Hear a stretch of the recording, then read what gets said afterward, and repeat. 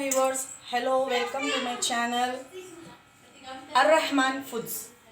நாம இன்னைக்கு பார்க்க போறது என்னன்னா மட்டன் green gravy. இது வந்து different mutton gravy. நல்லா பாருங்க. இதுக்கு தேவையான ingredients வந்து பெருசா இருக்கிற 2 வெங்காயம் எடுத்துக்கோங்க, கட் பண்ணி வெச்சுக்கோங்க. 1/2 கப் தேங்காய் எடுத்துர்க்கேன் and 8 பச்சை மிளகாய் எடுத்துர்க்கேன். ஏனா வேற எந்த ஸ்பைசஸும் ஆட் பண்ண போறது இல்ல. தனியா பவுடர் மட்டும் தான் ஆட் பண்ண போறோம். and இஞ்சி பூண்டு பேஸ்ட் 2 ஸ்பூன் எடுத்துர்க்கேன். அதுக்கு அப்புறம் கொத்தமல்லி ஒரு கை எடுத்துர்க்கேன். கசகசா நான் வந்து தண்ணியில ஊற வச்சிருக்கேன். ஏனா அப்பதான் வந்து கசகசா அரைப்படும். and then பட்டை, லவங்கம், ஏலக்காய் மூணுலயும் 5 எடுத்துர்க்கேன். பட்டை பாருங்க இந்த சைஸ்ல நான் எடுத்துர்க்கேன். 5 பீஸ் எடுத்துர்க்கேன். லவங்கம், ஏலக்காயும் 5 பீஸ் எடுத்துர்க்கேன். and எண்ணெய் வந்து உங்களுக்கு தேவையான அளவு எடுத்துக்கோங்க. உப்பு தேவையான அளவு, தனியா பவுடர் 1 டேபிள் ஸ்பூன் எடுத்துர்க்கேன் நான். இப்போ வாங்க நாம process ஸ்டார்ட் பண்ணிக்கலாம். ஃபர்ஸ்ட் இது வந்து நமக்கு வந்து சூடு ஆகட்டும். நம்ம குக்கர் வச்சிருக்கோம். அதுக்குள்ள நாம இந்த மசாலாஸ் எல்லாம் போட்டு நாம அரைச்சிக்கலாம். ஃபர்ஸ்ட் வெங்காயம், தேங்காய், பச்சை மிளகாய், பட்டை, லவங்கம், ஏலக்காய் and ஒரு கொத்து மல்லி and then ஊற வச்சிருக்கிற கசகசா நான் அப்படியே போட்டுறேன். ये कामी बोलते और हम लाइटा सिंदिरची मित में तामी बोलते இதெல்லாம் போட்டு இப்போ நாம வந்து ஃபைன் பேஸ்ட் பண்ணிக்கலாம். பாருங்க நான் வந்து மசாலாவை அரைச்சிட்டேன். மசாலா அரைச்சா இப்படி தான் இருக்கும். கிரீன் கலரா வரும். பச்சை மிளகாயோட ஸ்மெல் வரும். சோ ஃபர்ஸ்ட் நாம குக்கர் சூடாயிடுச்சு. ஆயில் போட்டுக்கலாம். ஒரு குழிக்கரண்டி ஆயில் போட்டுருக்கேன் நான். ஆயில் சூடானதும் பச்சை மிளகாய், இஞ்சி பூண்டு பேஸ்ட் ஸோ 1.5 ஸ்பூன் இருக்கு.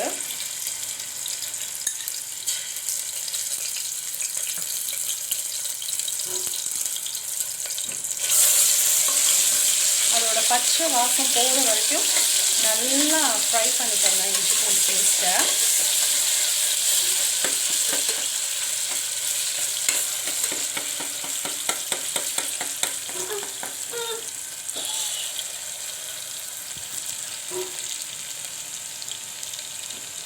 நான் பார்த்தீங்கன்னா 3/4 கிலோ கறி எடுத்திருக்கேன் இந்த மசாலாக்கு.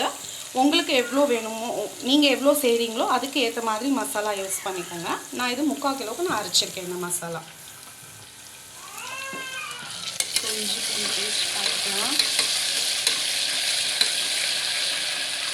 கிளறிட்டே இருங்க, இல்லைன்னா கீழே வந்து ஒட்டிக்கும், அடி பிடிச்சிக்கும்.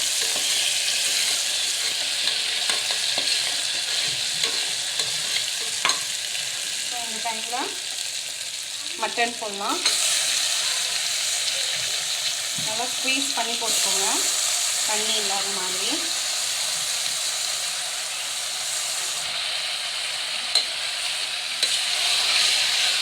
இந்த பேஸ்ட்டோட நல்லா கிளறிக்கோங்க. மட்டனை பேஸ்ட் எல்லா இடத்துலையும் மட்டனில் வர மாதிரி.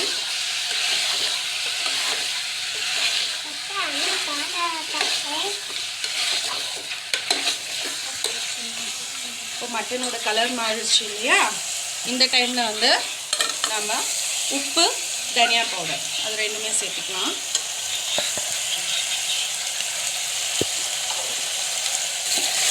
நல்லா கலந்துக்கோங்க. வேறு எந்த ஸ்பைசஸும் நான் இதில் யூஸ் பண்ணல. ஜஸ்ட்டு தனியா பவுடர் மட்டும்தான் யூஸ் பண்ணியிருக்கேன். நீங்கள் இதே சில்லி பவுடர் யூஸ் பண்ணுறீங்கன்னா கலர் மாறிடும். அந்த க்ரீன் கலர் உங்களுக்கு கிடைக்காது. அந்த க்ரீன் சில்லிஸோட ஃப்ளேவர் தான் இதில் அதிகமாக வரும்.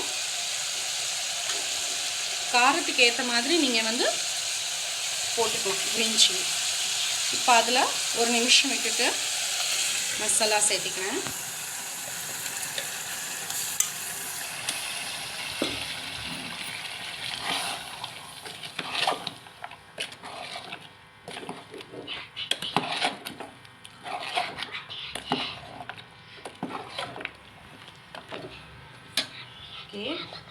லைட்டாக தண்ணி மட்டும் சேர்த்துக்கலாம்.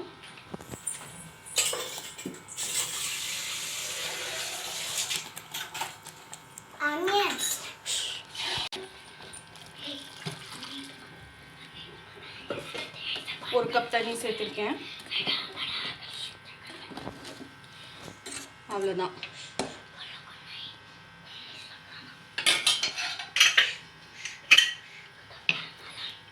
குக்கர் மூடி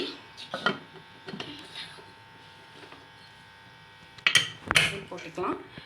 ஒரு 10 விசில் விடுங்க. மட்டனுங்கிறதுனால கொஞ்சம் அதிகமாக விசில் விட்டால் தான் நல்லா சாஃப்டாக கிடைக்கும் உங்களுக்கு மட்டன் கிரேவி. ஸோ நான் இப்போ வந்து இது 10 விசில் விட போகிறேன். பாருங்கள் வியூவர்ஸ், 10 விசில் விட்டுட்டேன். இப்போ நான் ஓப்பன் பண்ணுறேன். நமக்கு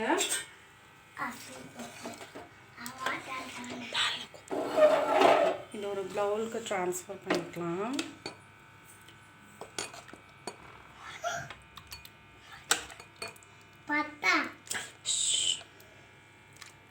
இந்த கிரேவி நீங்கள் வந்து தோசை, பரோட்டா அண்ட் ஒயிட் ரைஸ்க்கு கூட எடுத்துக்கலாம்.